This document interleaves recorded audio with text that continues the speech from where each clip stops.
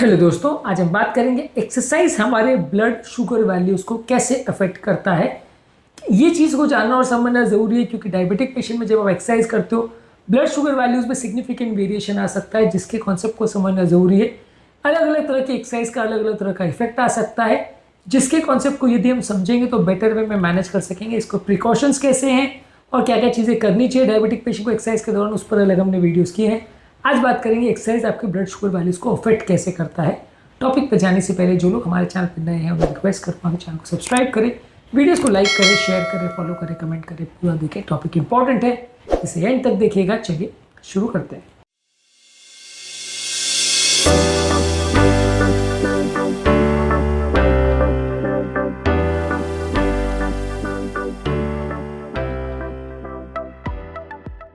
सबसे पहले देखिए, एक्सरसाइज के कई तरह के इफेक्ट हो सकते हैं, शॉर्ट टर्म इफेक्ट और लॉन्ग टर्म इफेक्ट। कई तरह की चीज़ों पर डिपेंड करता है। एक्सरसाइज का टाइप कैसे, एक्सरसाइज का ड्यूरेशन कैसे, एक्सरसाइज की इंटेंसिटी कैसी है, डायबिटीज़ कैसा है, दवाइयाँ क्या चल रही है, ये सारी चीज़ों पर फर्क पड़ता है। एक्सरसाइज का इफेक्ट इन सब चीज़ों पर डिपेंड करता है। हमारे ब्लड ग्लूकोज लेवल पर इसका कैसा इफेक्ट पड़ेगा, इन सब बातों पर डिपेंड करता है। जब कभी भी कोई व्यक्ति एक्सरसाइज करता है तो उसका एक बार तो ब्लड शुगर वैल्यूज़ कम होता है शॉर्ट टर्म में, क्योंकि एक्सरसाइज करने के दौरान हमारी मसल्स को इंसुलिन की ज़रूरत पड़ती है, ग्लूकोज की ज़रूरत पड़ती है, हमारे बॉडी को एनर्जी की ज़रूरत पड़ती है।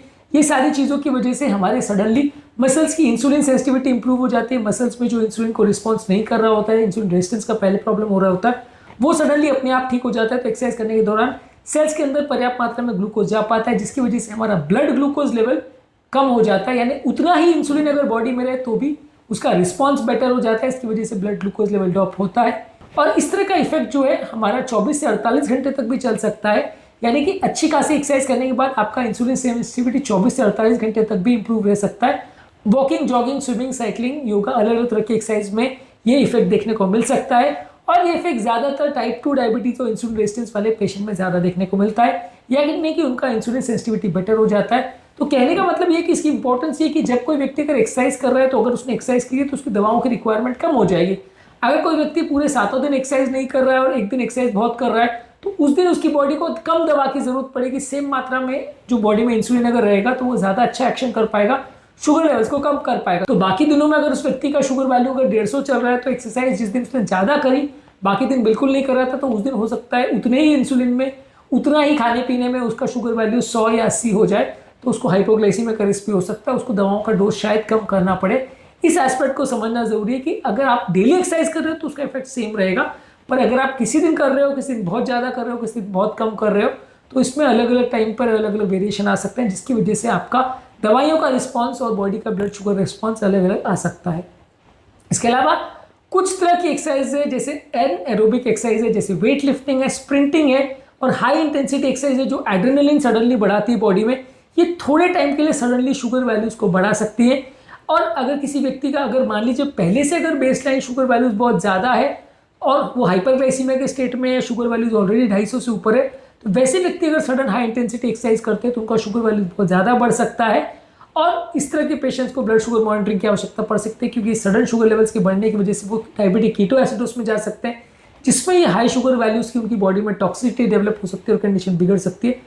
तो ओवर एग्रेसिव एक्सरसाइज अगर आप छोटे ड्यूरेशन के लिए करते हो, खासकर अगर आपका बेसलाइन शुगर वैल्यूज ऑलरेडी पहले से ज़्यादा था, यानी 250 से ऊपर था, तो थोड़ा खतरा हो सकता है और शुगर वैल्यूज कुछ देर के लिए बहुत ज़्यादा बढ़ सकते हैं, यानी 250 के बदले 300-400 भी जा सकते हैं। एक्सरसाइज करने के कुछ घंटे के बाद, कई बार कई घंटे के बाद शुगर वैल्यूज बहुत ज़्यादा ड्रॉप हो सकते हैं। कई लोग को डिलेड हाइपोग्लाइसीमिया हो सकता है, यानी एक्सरसाइज करने के कई घंटे के बाद, खासकर जो शुगर को कंट्रोल करने के लिए सल्फोनाइलूरिया नामक शुगर की टैबलेट लेते हैं, जैसे ग्लिमिप्राइड, गिल्बेनक्लेमाइड, ग्लाइक्लाजाइड, ये सारी दवाइयाँ लेते हैं।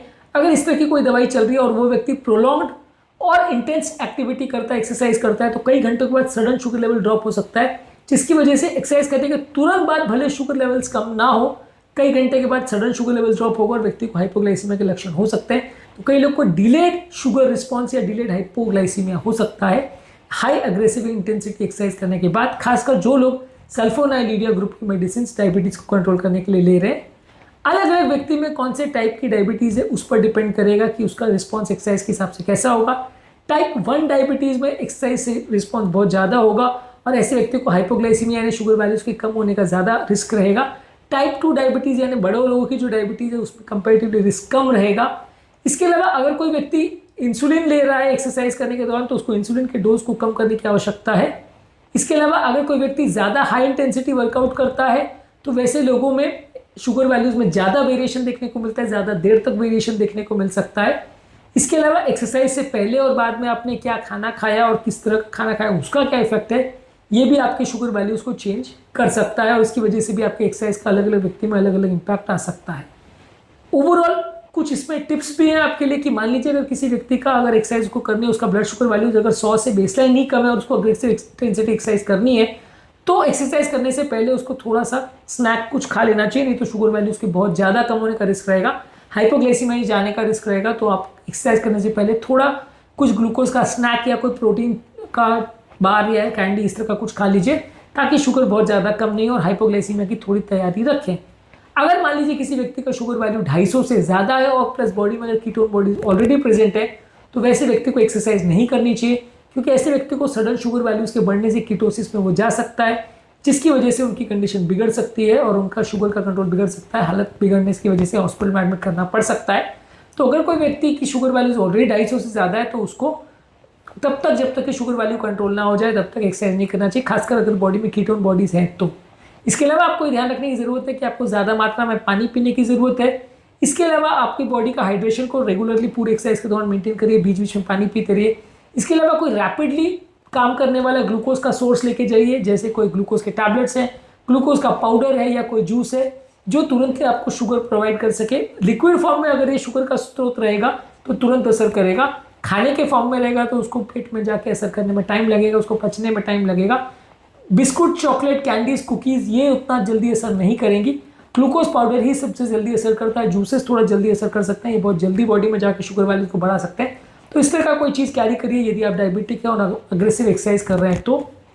इसके अलावा एक्सरसाइज करने का आपकी बॉडी में क्या इफेक्ट हो रहा है ये देखने के लिए कंटिन्यूस ग्लूकोज मॉनिटरिंग कर सकते हैं।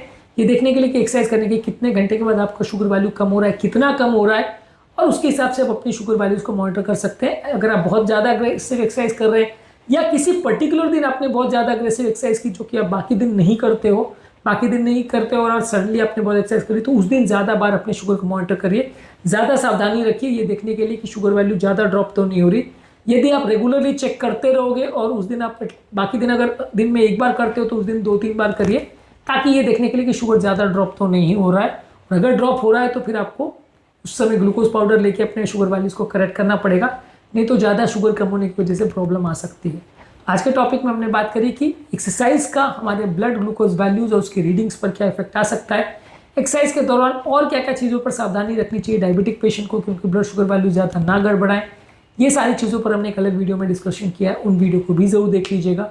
उम्मीद करूंगा कि आज के टॉपिक में कुछ नई बातें जानने को मिली होगी। जो लोग हमारे चैनल पर नए हैं उन्हें रिक्वेस्ट करूंगा कि चैनल को सब्सक्राइब करें, वीडियोज़ को लाइक करें, शेयर करें, फॉलो करें, कमेंट करें, पूरा देखें।